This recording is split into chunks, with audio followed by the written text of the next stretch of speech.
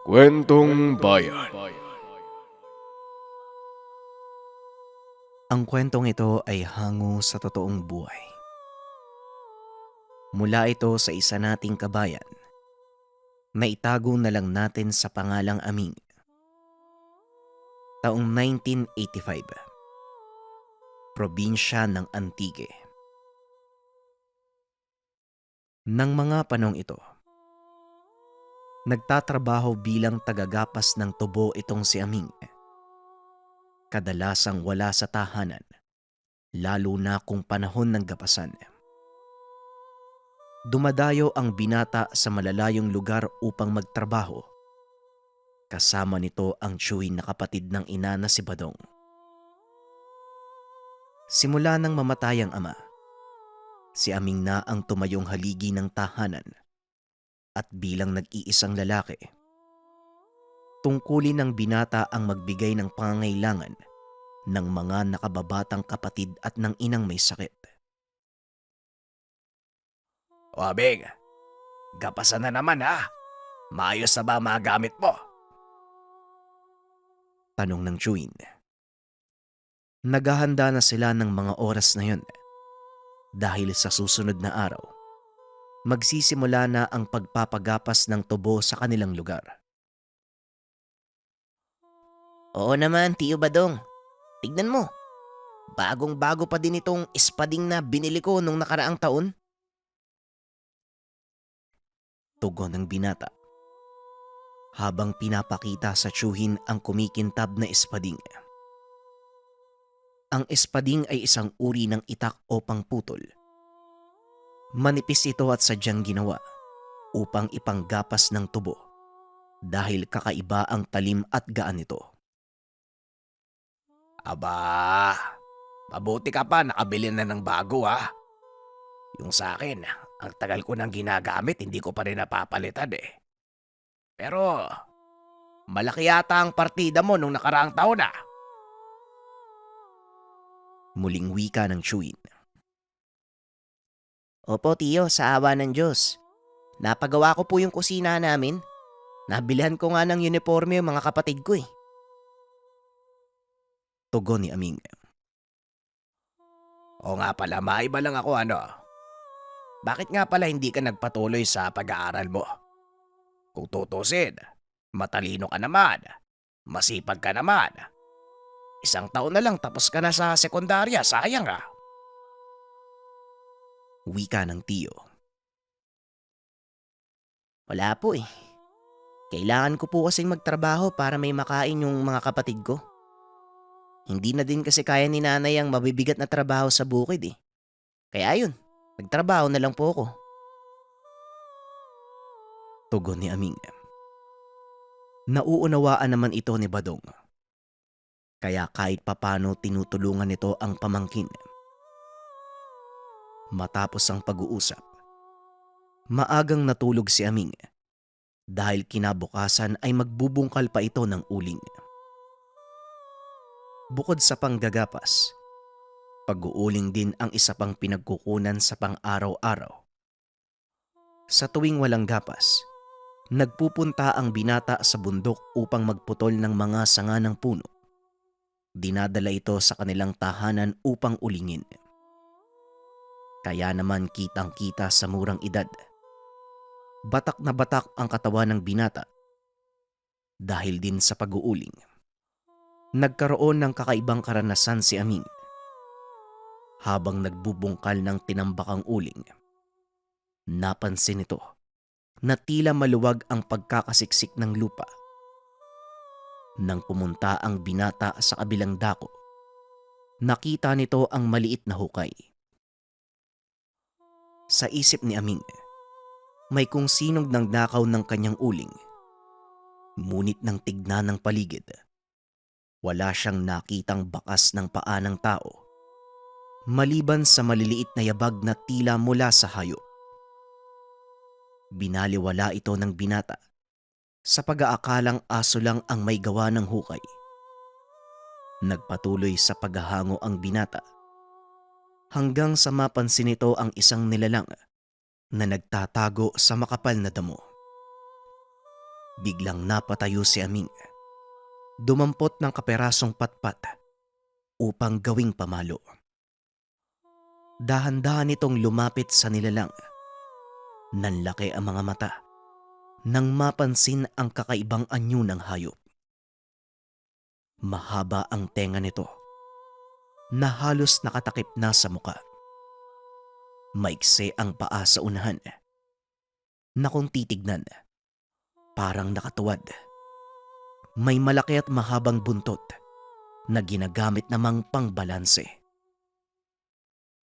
Sugatan ng nilalang, kaya dali-dali niyang hinubad ang damit. Ibinalot sa parteng may sugat.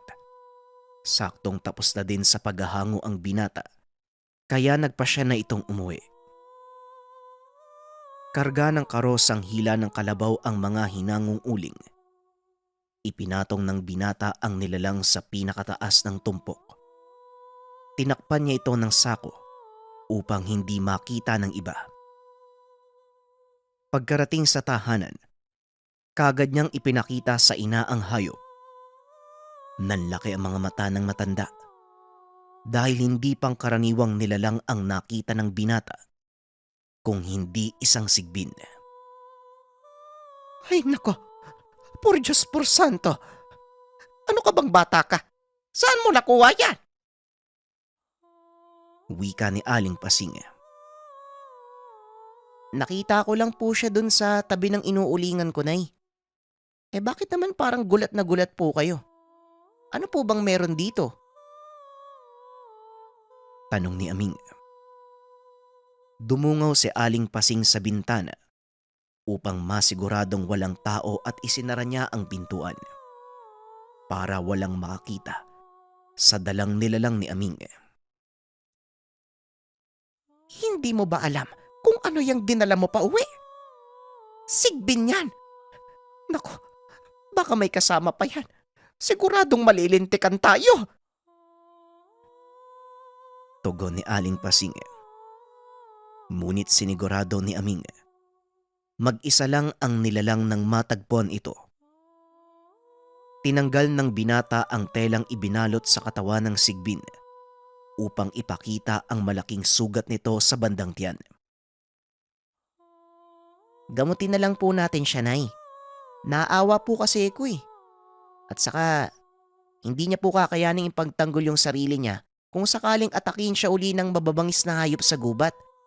Kawawa naman po. Wala nang nagawa ang matanda. Dali-dali itong kumuha ng mainit na tubig at ilang malinis na tela. Dating paltera sa bayan ang matanda, kaya kahit papano, may kaalaman ito sa pagtatahi ng sugat. Ilang sandali lang, nagawa nitong isara ang hiwa ng nilalang. Unti-unti na din itong huminahon. Inilagay ni Aling Pasing ang sigbin sa isang malaking planggana.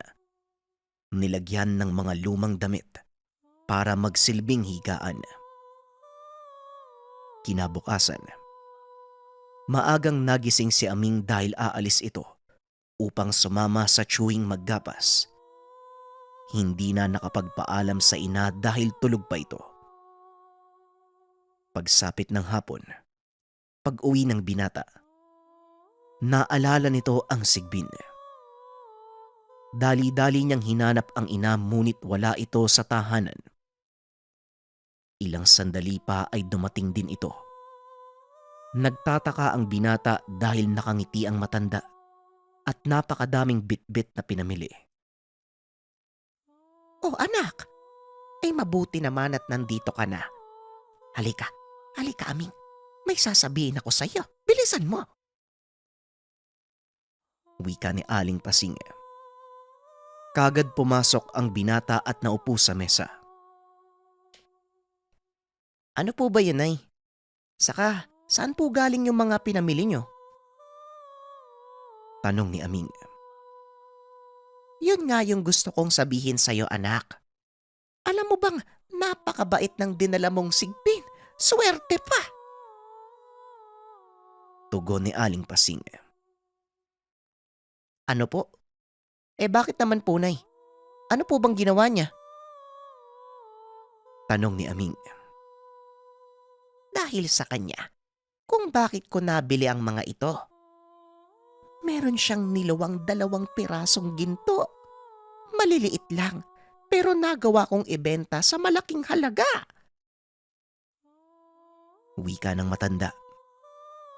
Kagad hinanap ni Aming ang nilalang ngunit hindi niya ito nakita. Nasaan naman po yung sigbin, Nay? Hindi ko po siya makita eh. Tanong ni Aming. Pinili ko ng maliit na tapayan. Nandoon sa likod ng bahay natin. Kung gusto mo, pwede mo siyang puntahan. Nga pala, Mumong ang pangalan niya. Tugon ni Aling Pasing. Kagad itong tumayo upang ihanda ang kanilang hapunan. Pumunta si Aming sa likuran ng tahanan upang tignan ng sigbin. Pagkarating ng binata doon, nakita nito ang maliit na tapayan. Wala itong takip, kaya sinubukan niyang silipin ang loob. Laking gulat ni Aming nang biglang tumalon ang nilalang. Papunta ito sa kanya. Natumba ang binata at sumigaw, dahilan para mapalabas ng tahanan si Aling Pasing. Ame! Ame! Ano bang nangyayari? Ay bakit ka sumisigaw? Tanong ni Aling Pasing. Nakita nitong nakapatong sa dibdib ng binata ang sigbin habang paulit-ulit siyang inaamoy. Ay naku naman. Akala ko kung napano ka na. Huwag kang mag-alala. Hindi nananakit si Momong. Tumayo ka na nga dyan at kakain na. Maglinis ka ng katawan mo. Ang baho mo. Wika ni Aling Pasing. Mabilis namang bumaba ang sigbin. Kagad itong bumalik sa tapayan. Dahan-dahang tumayo ang binata. Naupo sa tapat nito. Mabuti naman magaling na yung sugat mo. Salamat nga pala sa binigay mong tulong kay nanay ah. Hindi ko alam kung ano ka eh. Pero nararamdaman ko. Mabuti kang nilalang. Kaya pakibantayan mo muna si nanay habang nagtatrabaho ko ah. Ikaw munang bahala sa bahay namin ah. Wika ni Aming. Sabay himas ng ulo ng sigbin. Idinikit naman ito ang ilong sa palad ng binata bilang tanda ng pagtanggap ng pakikipagkaibigan nito. Ilang araw ang lumipas. Napapansin ni Aming, unti-unting nagbabago ang itsura ng kanyang ina. Naging mas bata ang mukha nito. Medyo tumataba. Lagi pa itong nakangiti.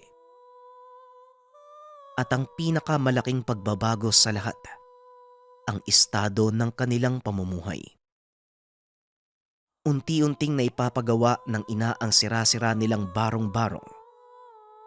Dito nagsimulang magtaka si Aming, kaya kinausap nito ang ina. Nay, huwag niyo po sanang mamasamain yung tanong ko ah. Saan niyo po kinukuha yung perang pampagawa ng bahay natin? Tanong ni Aming. Saan pa ba ako kukuha ng pera? Abay syempre dyan kay Momong. Hindi ko nga din alam anak eh, kung bakit patuloy siyang naglalabas ng butil ng ginto. Di naman ako nanghihingi sa kanya. Tugon ng matanda. Dagdag pa nito. Natataon pa kung kailan sila nangangailangan. Saka din nagbibigay ng ginto ang sigbin. Ganun po ba, Nay? Wag po sanang malaman ng ibang tao yung tungkol sa kaibigan mo. At Nay, wag po sana nating abusuin yung kabaitan ng nilalang ha. Wika ni Aming. Wag kang mag-alala anak.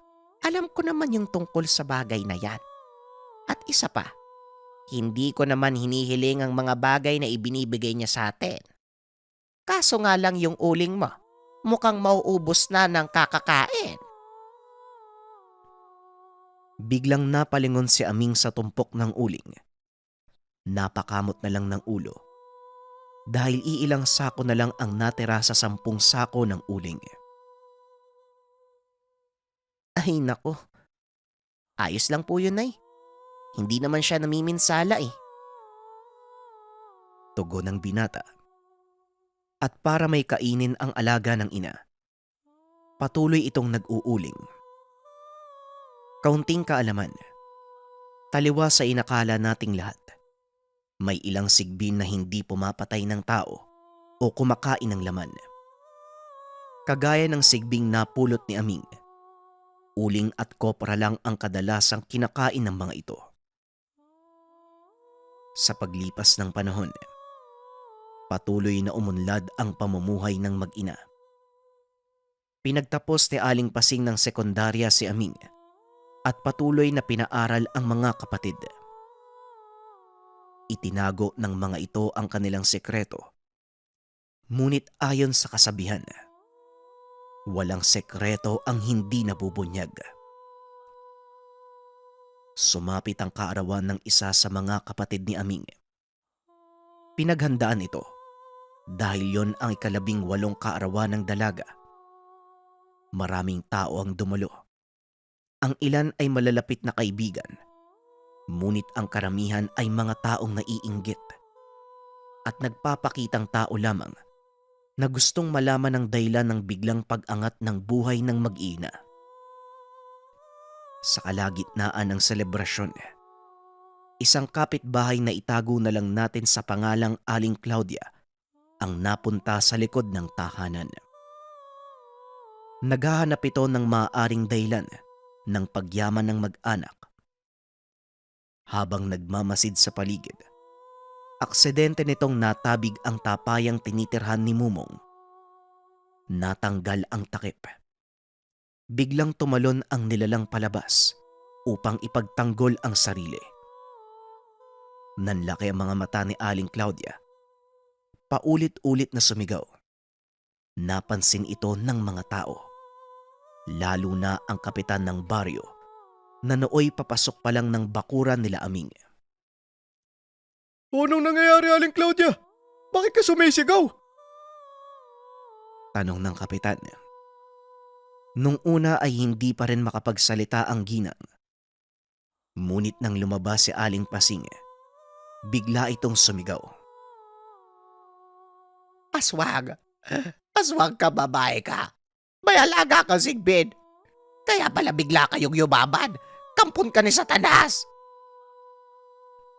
Wika ng ginang. Mag-iingat ka sa sinasabi mo.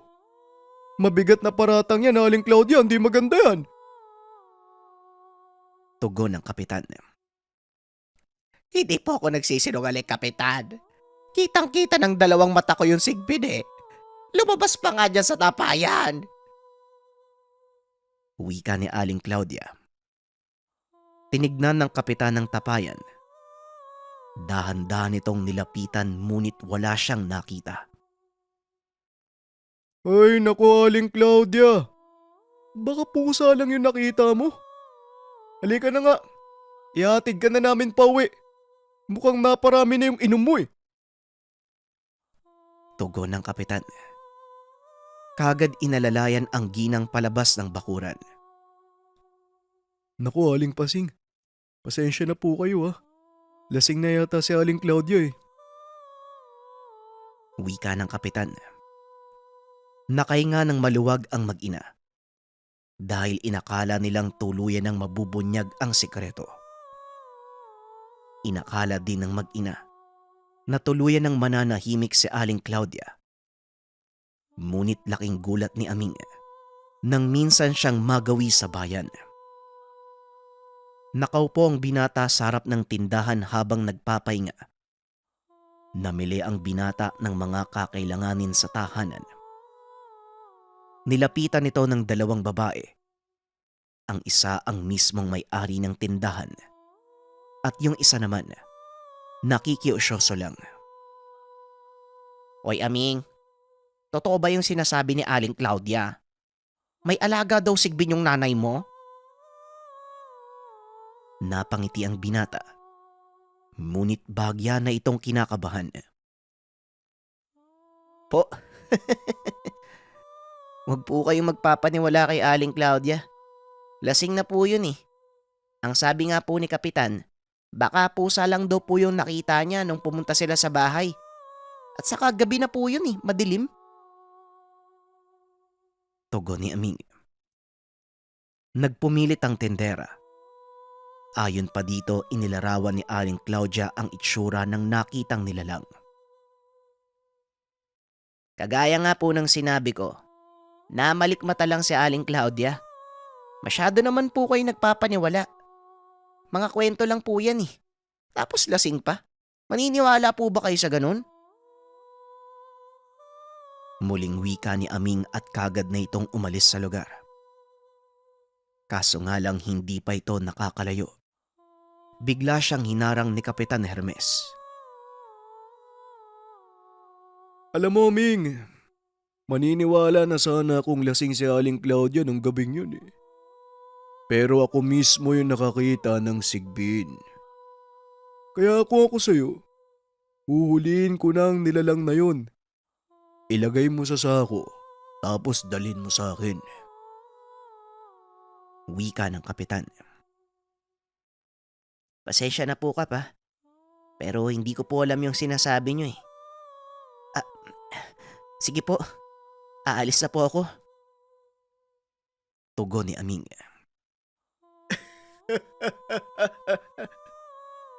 Huwag ka nang magmaang-maangan. O sige, ganito na lang.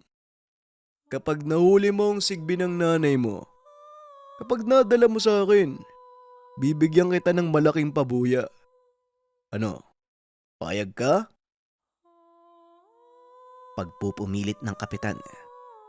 Ngunit patuloy na nagmatigas ang binata. Naku, pasensya na po talaga kayo. Wala po akong alam sa sinasabi nyo eh. Wala po kaming alagang sigbin kap. Tugon ni Aming sabay takbo palayo. Lingid sa kaalaman ng binata, may binabalak ng hindi maganda ang Kapitan. Pagdating ng binata sa tahanan, kagad nitong kinausap ang ina. Nay, kalat na po sa bayan yung tungkol kay Mumong. Mukhang desidido po si Kapitan Hermes eh. Huliin niya po yung alaga nyo. Wika ni Aming. Huwag kang mag-alala, Aming. Nararamdaman ito ni Mumong. Hindi niya tayo hahayaang masaktan. Kaya ay panatag mo ang kalooban mo. Tugon ng ina. Hindi ito makikitaan ng pag-aalala. Pakanta-kanta lang ang matanda habang nagwawalis sa bakuran. Kinagabihan. Naupo ang binata sa madilim na parte ng kanilang bakuran upang bantayan kung sino mang paparating. Maghahating gabi na ng mga sandaling iyon at sa hindi inaasahang pagkakataon, nakita ni Aming ang ilang taong paparating. Nanatili ito sa kinauupuan upang makiramdam. Nagpatay pa ng ilaw ang mga ito upang hindi makita. Ngunit lingid sa kaalaman nilang nakamasid ang binata. Marahang lumakad ang dalawang lalaki. Isa sa mga ito ay si Kapitan Hermes. Laking gulat ng binata nang mapagtanto. Ang kasama ng kapitan, walang iba kung hindi ang tsuhing si Badong. Ang sabi ni Manang Pasig, nasa likod ng bayang Tapayan. Pero hindi ako sigurado kung alin sa mga yon, kaya mag-iingat tayo. Ayokong malaman ng kapatid ko na ako ang nagturo sa'yo. Wika ni Badong. Huwag kang mag-alala, Badong. Gaya ng sinabi ko, malaki ang magiging pabuya mo kapag nahuli ko ng buhay ang sigbin na yan. Sa wakas, yayaman na ako! Tugon ng kapitan. Hindi makapaniwala ang binata Pinagkanulo ng tiyuhin ang kanyang ina. Marahang gumapang si Aming papunta sa kinaroroonan ng tapayan. Inilipat ito ni Aling Pasing bilang paghahanda kung sakaling totoo ang sinabi ni Aming. Nakaupo ang binata sa tabi ng tapayan habang pilit na tinatawag ang sigbin. Mumong! Mumong! Uy! Tumakas ka na. Nandito na yung mga taong gustong humuli sa'yo. Umalis ka na! Wika ni Aming. Bagyang sumilip ang nilalang sa bunganga ng tapayan at muling bumalik sa loob. Tila wala itong balak na umalis ng tahanan. Ibinaling ng binata ang atensyon sa dalawang nanloob. Aksidenteng natabig ni Badong ang isa sa mga walang lamang tapayan. Nabasag ito, dahilan para lumikha ng ingay. Biglang nagbukas ang ilaw sa loob ng tahanan. Lumabas si Aling Pasing. Sinong nandyan? Aming! Aming, ikaw ba yan? Tanong ng ginang. Bigla itong hinablot ni Kapitan Hermes at tinakpan ng bibig. Huwag kang maingay, Pasing, kung ayaw mong masaktan. Ituro mo sa amin ang tapayan ng sigbin. Pangako, wala kaming gagawing masama sa'yo. Wika ng kapitan. Laking gulat ni Aming nang biglang bumulusok palabas ng tapayan si Mumong. Dire-diretso ito sa kinakatayuan ni Badong. Pinalo nito sa paa ang tiyuhin ni Aming gamit ang kanyang buntot, dahilan para matumba ito. Isang kagat sa leeg ang sunod na ibinigay ng nilalang, dahilan para tuluyan itong makatulog. Nanlaki ang mga mata ni Kapitan Hermes nang makita ang pulang mata ng sigbin. Umaangil ito. Nakahanda na para umatake. Ngunit inawat ito ni Aling Pasing. Mama! Huwag mong itutuloy. Huwag kang papatay ng tao. Kapitan Hermes, bitawan mo ko. Kusang aalis ang alaga ko. Wika ni Aling Pasing. Sinunod ito ng kapitan. Ngunit nang mabitawan na nito ang matanda, biglang tumalon papunta sa kapitan ng sigbin. Kinagat ito sa leeg. Marahang napalod ang kapitan sa lupa habang sinasapo ang sugat na gawa ng sigbin. Huwag kang mag-alala, Kapitan. Hindi kayo mamamatay. At ikaw naman, Badong. Hindi ko akalaing ikaw mismo ang tatraidor sa akin. Kaya pagdudusahan niyo ang kaparusahang dulot ng kaibigan ko. Wika ni Aling Pasing. Tuluyang nakatulog ang dalawang lalaki sa bakuran. Kinabukasan nagising ang mga ito. Aba teka. Mukhang napasobra yata yung inom natin, Badong. Hindi ba bakuran to ng kapatid mo? Oo nga, Kapitan, ano? Anong ginagawa natin dito? Pag-uusap ng dalawa. Natawa si Aming sa nangyari. Nakalimutan ng mga ito ang naganap kagabi. Tuluyang naitago ang sekreto nila Aling Pasing. Sa kasalukuyan, nagmamay-ari sila ng malaking negosyo sa bayan. Malawak na lupain. At maging ang paglilending ay pinasok ni Aming. Hindi lubos akalain ng binata. Malaking pagbabago ang naganap sa kanilang buhay dahil sa pagligtas niya sa isang sigbin. Ang kwentong ito ay hango sa totoong buhay. Mula ito sa isa nating kabayan na itago na lang natin sa pangalang Lucas. Taong 1988. Kalibo, Aklan. Hoy! Walang hiyang ito. Lumabas ka dyan sa lungga mo at tatagpasin ko yung ulo mo. Hindi ako masamang tao at wala naman akong atraso sa inyo. Bakit nyo pinatay ang alaga kong kalabaw? Hala sige, ngayon, ipakita mo yung tapang mo! Wika ni Mang Adorado. Aba, ay itong para si Raulo ah. Hindi ko kaya pumatay ng hayop ano. At saka kumalma ka nga lang. Ay, yaray ko, ang sakit pa ng ulo ko kakagising ko lang. At baka hindi kita matansya. Samain kang matanda ka sa akin. Ako nga halos maubos na ang nakatali ko mga manok eh. Nagreklamo ba ako kasi namatay? Tinuro ba kita? Pinagbintangan ba kita? Wika ni Tio Dondon. Nagmamang-maangan ka pang hayop ka. May nagsabi sa akin, ikaw, pati yung lasinggero, dumaan sa bakuran namin kagabi. Malay ko ba kung may lahi kang aswag? Tignan mo yung mata mo, pulang-pula. Tapos, ang itim-itim pa nung ilalim. Napakabaho mo pa. Wika ni Mang Adorado. Napatigil ang dalawa nang biglang may pumaradang tricycle. Sakay si Lucas galing sa ibang bayan. Isang kapgu ang binata. Nagbakasyon lamang sa probinsya ng Chuhin. Ayon sa kanya, gusto lang sanang makapagpahinga ng maayos, lalo pat galing pa ito sa ibang ibayo. Doon ginaganap ang mga pagsasanay. Napili niya ang lugar ng Chuhin dahil sa pagkakaalam. Maganda at maayos ang baryo.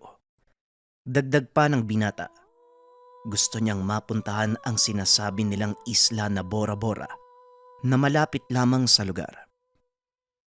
Sa kasamaang palad, hindi maganda ang naabutan ni Lucas nang makarating sa lugar. Kagad niyang napansin ang matanda na may hawak na itak. Biglang natakot ang binata dahil sa itsura pa lang ay napakatalim na nito. Huling babala ko na to sa'yo. Lalaking hukluban. Sa oras na mapatunayan kong ikaw at ang mga kasama mong lasinggero ang pumatay sa alaga kong kalabaw, itaga mo sa bato. Tatagpasin ko yung ulo mo. Tandaan mo yan. Wika ni Mang Adorado. Tiyo, nakakatakot naman po yung kaaway nyo. Magulos dili po kayo, Lolo. Ay nako, hindi naman po mamamatay hayop ang chewin ko.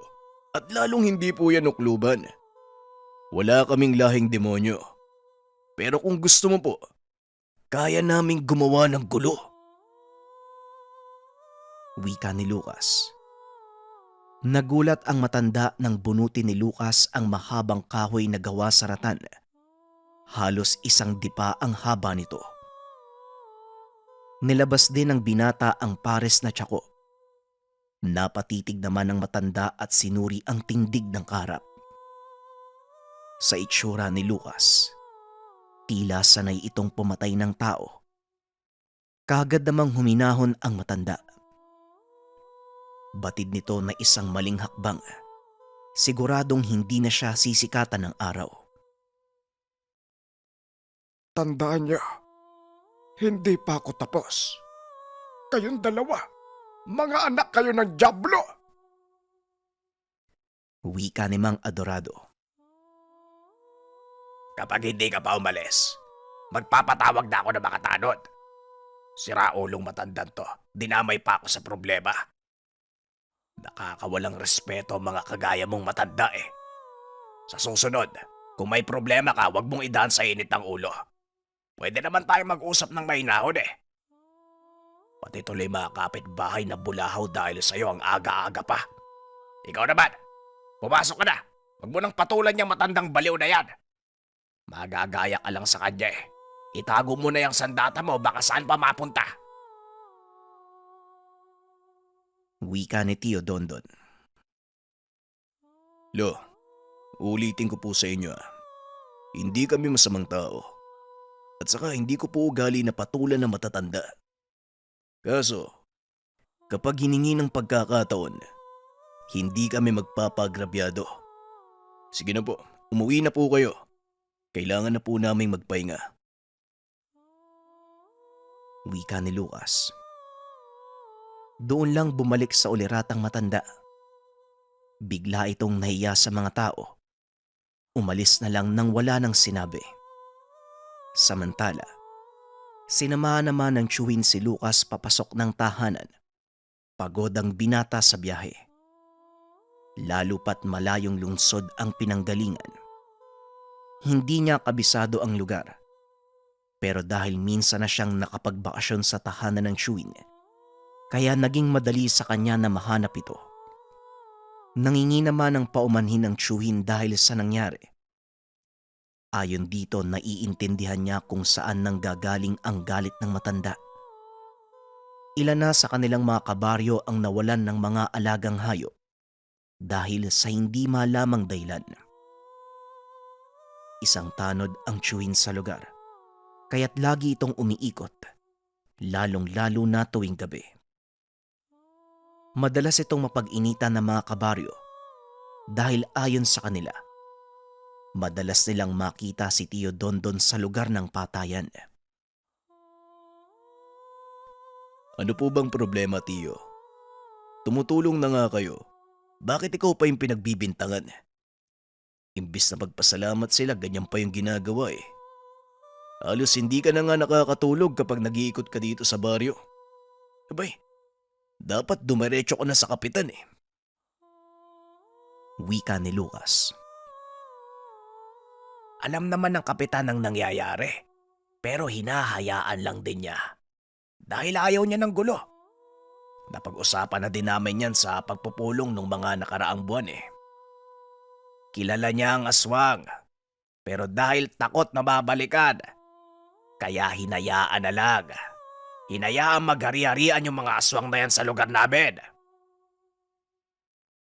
Wika ni Tio Dondon. Duwag naman pala yung kapitan nyo eh. Eh paano kung wala nang hayop na matira? O hindi kaya, paano kung tao na yung biktima yun eh? Napansin ko kanina, maraming kabataan dito. Meron ka pang buntis sa kapitbahay eh. Yung lumabas kanina, yung nanonood sa nangyari. Tapos ganyan mag-isip yung kapitan nyo. Pero Tiyo, sabihin mo sa akin yung totoo. Kilala mo ba kung sino yung aswang? Tanong ni Lucas. Natahimik ang tiyuhin at bigla itong napabuntong hininga. Una pa lang, ayaw sana niyang sabihin dahil wala siyang matibay na ebidensya. Ni hindi niya alam kung totoo ba ang kutob sa mga nakita. Sa kabilang dako naman, kailangan niyang balaan ang binata, lalo pat alam nito na may kaibigan siya sa lugar. Sa tuwing magbabakasyon si Lucas sa tahanan, alam niya na ang pakay nito ay maggala. Madalas din itong makidayo sa mga inuman, malapit sa kinakatakutang baryo ng kapitan. Sigurado ka bang dyan sa baryo na yan, Tiyo? Paano? Alam mo naman kapag nagbabakasyon ako dito, kina Roger kagad ang tuloy ko. Eh parang kapatid na yung turing ko dun eh. Batay sa kwento mo ngayon, parang kailangan ko matakot sa lugar nila. Bakit naman ganyan, Tiyo? Tanong ni Lucas. Hindi pa matibay ang mga nakuha kong ebidensya. Pero sa oras na maaktuhan ko ang nilalang na salarin sa baryong ito, hindi talaga ako magdadalawang isip na pumatay. Ilang buwan na din silang pahirap sa mga tao dito sa baryo natin. Dati manok lang eh. Tapos sunod-sunod na, iba't ibang uri na ng hayop. Mas malaki pa ngayon, kalabaw na ang pinapatay nila. Imposibleng magawa yan ng normal na taong kagaya ko. Wika ni Tio Dondon. Kaya naman pala umuusok sa galit yung matanda kanina. Pero sa dami ng susugurin, ikaw pa talaga. Eh paano na lang kung di ako dumating? Malamang nagkapatayan na kayo nun dahil lang sa kalabaw. Ay naku, Diyos ko. Wika ni Lucas. Hindi lang sila kalabaw, Lucas. Malaking bagay ang hayop na yon sa mga tao dito. Lalo pat wala namang ibang kabuhayan dito. Iilan lang sa baryo ang may sasakyang pangdagat. Kahit ako nga, nalulugi na sa mga alaga kong manok, paubos na eh. Halos araw-araw may nawawala. Isa din yan sa rason kung bakit nagro-ronda ako gabi-gabi. Nararamdaman ko na hindi na tama eh. Siguradong ilang sandali na lang. Tao na ang papatay nila. Tugon ni Tio Dondon. Sa puntong iyon ay napaisip si Lucas. Alam niya na kailangan ni Tio Dondon ng alalay, lalo pat delikado ang ginagawa nitong pagronda. Hanggang sa napagpasya ni Lucas na hindi gumala at samahan na lang ang tiyuhin sa pag-ikot. Ilang sandali ang lumipas. Pinagpahinga muna ito ng tiyuhin. Ayon dito, may lalakarin lang ito sa bayan at maiiwan siya. Naganda ito ng pagkain bago umalis ng bahay. Sa kabilang banda, hapon na nang magising si Lucas. Napasarap ang tulog niya dahil sa pagod. Napagtanto niyang hindi pa din nakakauwi ang tiyuhin. Kaya nagpa siya itong maligo na lang bago kumain. Palubog na ang araw ng mga oras na yun. Habang nasa loob ng paliguan, kumakanta pa ito habang tinatansya ang lamig ng tubig. Ilang sandali pa ang lumipas. Nakarinig siya ng mga kaluskos. Malapit lang sa silong ng bahay ang kulungan ng mga alagang hayop ng tiyuhin. Kaya maririnig ito mula sa banyo kung ano ang nangyayari sa mga manok. Nung una ay hindi niya masyadong pinapansin. Hanggang sa tiyempong nagsasabon si Lucas, biglang gumawa ng ingay ang mga manok. Aba ayos ah. Parang sinadya mo pa talaga habang nagsasabon ako para hindi ako makalabas. Teka, sandali nga. Wika ni Lucas. Hindi nakapagbanlaw ng maayos ang binata. Kinuha nito ang tuwalya at lumabas na nakatapis lang. Ramdam ng binata. Nilalang ang pumasok sa kulungan ng mga manok. Hawak ang tabo. Napalunok ng laway ang binata nang tumambad sa harapan niya. Ang gutay-gutay na katawan ng mga manok. Halos maubos na ang mga ito. Nagkalat sa lugar ang mga bahagi na natira ng nilalang. Napahawak sa ulo si Lucas dahil hindi ito makapaniwalang totoo ang mga sinasabi ng tiyuhin. Tinignan niya ang paligid.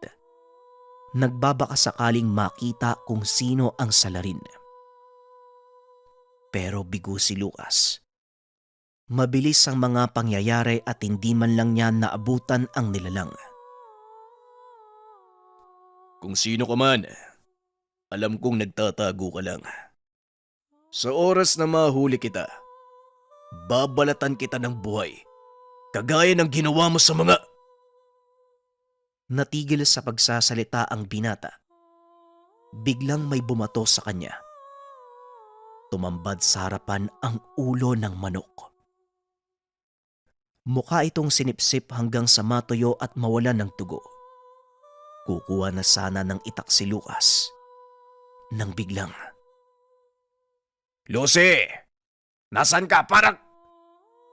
Napalingon ng binata sa kinaroroonan ng boses. Naroon ang tiyuhin at may bitbit na supot. Lumapit ito sa kinaroroonan niya at napahawak sa dibdib. Tumaas ang dugo ni Tio Dondon nang makita ang nagkalat na walang buhay na manok. Bagahayop kayo. Nakita mo ba kung sino may gawa nito? Padilim na, kaya malakas ang loob nila. At lalong alam nila na walang gagalaw sa lugar. Hawak nila sa leg ang kapitan.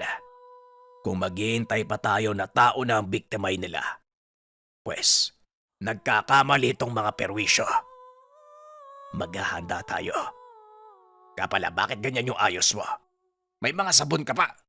Magbanlaw ka nga doon, magbihis ka. Ako na magliligpit dito. Wika ni Tio Dondon. Pasensya na, Tiyo ha. Hindi ko nakita kung sino may gawa eh. Nasa banyo po kasi ako nung makarinig ako ng kaluskos eh. Sa sobrang bilis, Tiyo, halos maubos lahat ng alaga mo. Kaya hindi na ako nagtataka kung bakit maging kalabaw kaya nilang patayin. Gutom na gutom yung mga aswang dito, Tiyo ah. Tugon ni Lucas. Napabuntong hininga na lang si Tio Dondon. Kumuha ito ng panghukay sa lupa upang mailibing ng maayos ang mga natirang bahagi ng alaga. Habang naglilinis, nakaisip ng paraan ng matanda kung paano mauhuli ang mga nilalang. Bago maghating gabi, naganda ang magtsuhin sa gagawin. Roronda silang dalawa kahit walang kasama. Ayon kay Lucas, sa wakas masusubukan niya na ang resulta ng pagsasanay.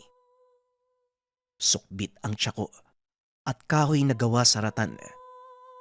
Binalot niya ito ng pulang tela bago ilagay sa tagiliran. Samantalang si Tio Dondo naman, nagbalot ng asin na hinaluan niya ng giniling na bawang. Ayon sa kanya, mainam itong pangontra sa mga aswang. Naglatag din siya ng gagawin kung sakaling may makita sila. Sa oras na lumapit sila sa atin, isaboy natin tong langis. Malalaman natin kung tao sila o hindi. At saka iyo, wag na wag kang papalo sa unahan. Palaging sa likuran ang unahin mo. Madalas ang mga ganitong uri ng aswang, gumagamit sila ng sabulag. Maaaring nasa harapan mo sila nakikita, pero ang totoong presensya nila ay nasa likuran. Tagisan ang isip kapag kalaban ng mga nilalang iyo. Wag na wag kang magpapadala sa takot. Wag na wag kang magpapalinlang. Lumalakas ang mga nilalang kapag nakakaramdam sila ng takot. Yan ang pinakapangunahin nilang pagkain.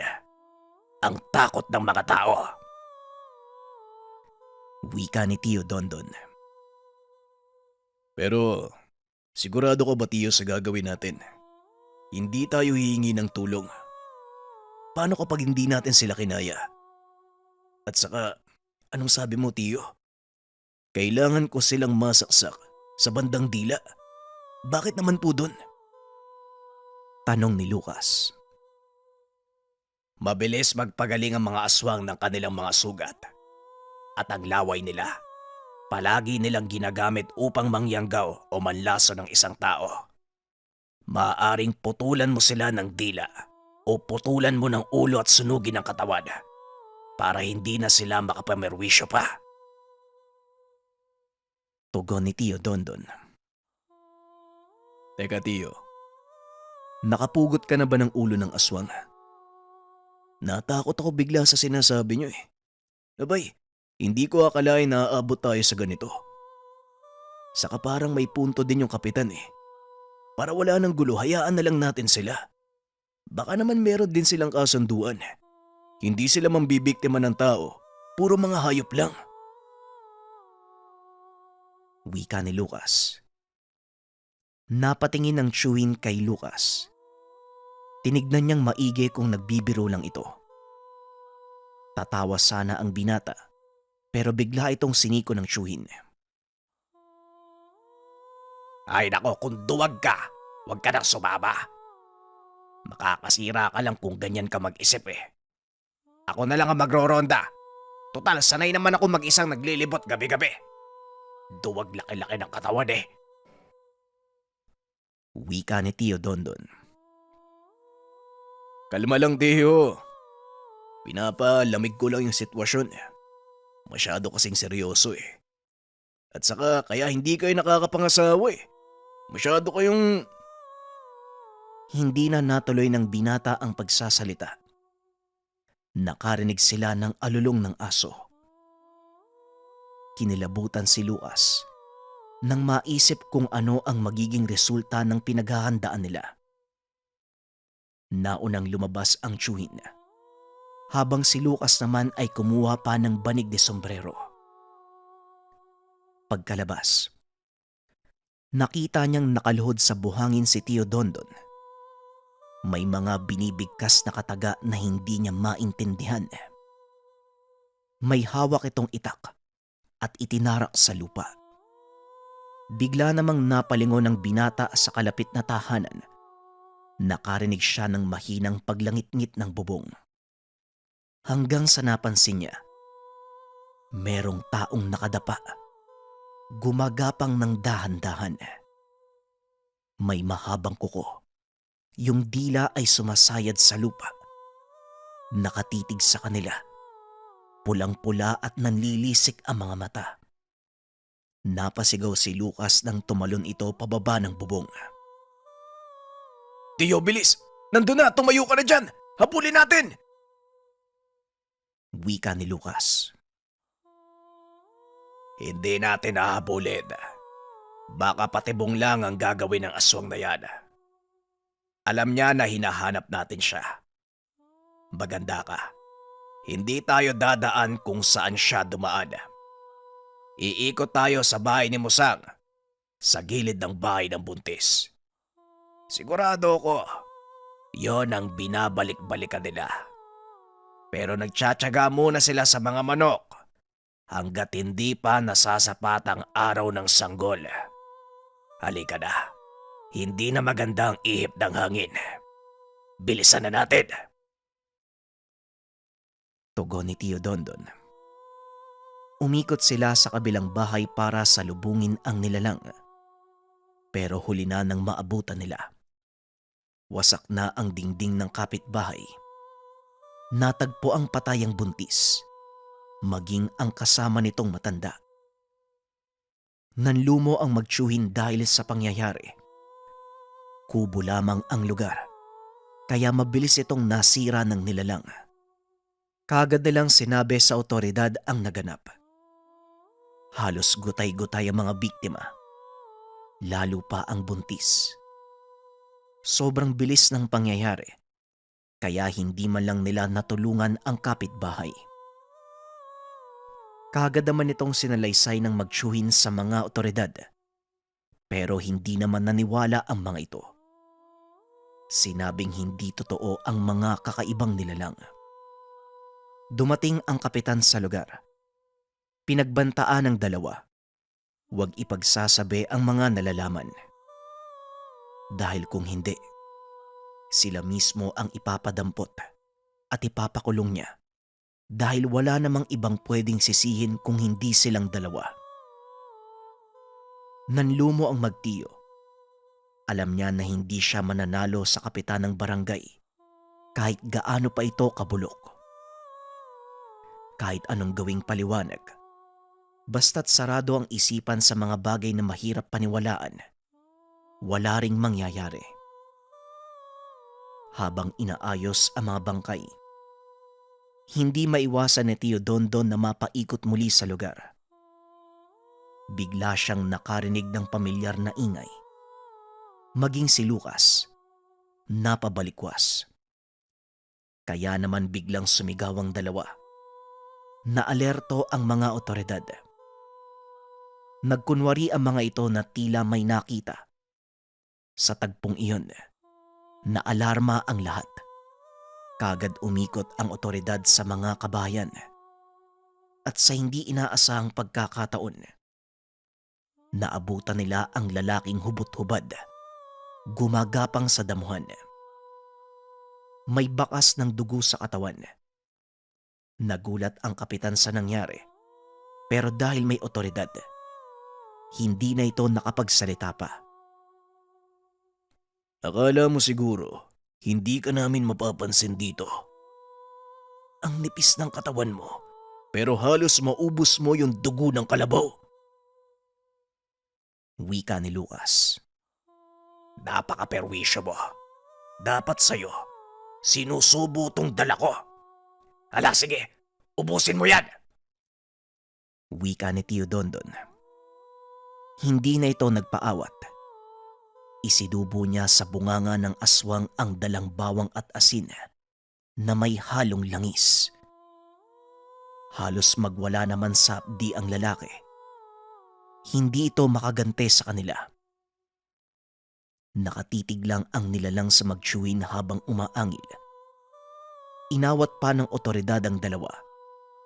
Dahil ayon sa mga ito, kailangan nilang imbestigahan ang nangyari. Napailing na lang ang magtsuwin. Hindi alam ng mga ito. Hindi normal na tao ang dinampot nila. Kinabukasan pinatawag ng kapitan ng magtsuwin. Halos duruin silang dalawa dahil sa ginawa nila kagabi. Sa kasamaang palad, namatay ang nahuli sa mismong kulungan. Kapansin-pansin, nalapnos ang mukha nito hanggang sa lalamunan. Ayon sa kapitan, mag-aakyat siya ng kaso laban sa dalawa. Pero bago ito mangyari, nakaalis na sila sa lugar. Kahit masama ang loob ni Tio Dondon sa naganap, mas pinili nilang lisanin ang baryo. Klarong kasabwat ang kapitan ng mga aswang at maaaring sila ang mamatay. Magandang araw, JD. Meron ka bang bracelet na pampaswerte or pampaswerte kapag tumataya ka? Shoutout kay Jennifer Santos para sa message na to. Meron tayong spiritual bracelet kandili. Suot ko ngayon yung version 1, mga kabayan. Ito siya, version 1 natin. At ito naman yung version 2. So mga nagtatanong, anong difference ng version 1 and version 2? Design lang, mga kabayan. Personally, mga kabayan, dalawa yung meron ako nito. Sinusuot ko siya kapag meron akong malaking meetings. JD, anong mas gusto mo sa dalawa? Depende. Yung version 1 kasi, kapag gusto ko yung simple lang, kasi hindi masyadong nag-stand out yung design niya. Kapag naka-t-shirt lang ako, tapos simpleng damit lang, pero swerte, version 1. Pero kapag gusto kong nag-stand out talaga yung itsura ko, ang ginagamit ko itong version 2, kitang-kita naman sa design kung gaano siya kaganda. Ano naman yung bisa nito, JD? Kung pamilyar kayo sa piyaw, ganun din yung bisa nito, pampaswerte sa lahat ng aspeto. Ang kaibahan nga lang, mas mabisa to kasi binasbasan to ng mga antingero. At same time, meron tong kasamang dasal at syempre, mas mura to ng 100% compare sa piyaw. Sa lahat ng interesado, nariyan ang link sa comment section or mag-message lang kayo at merong sasagot sa inyo. Maraming salamat. Kwentong Bayan.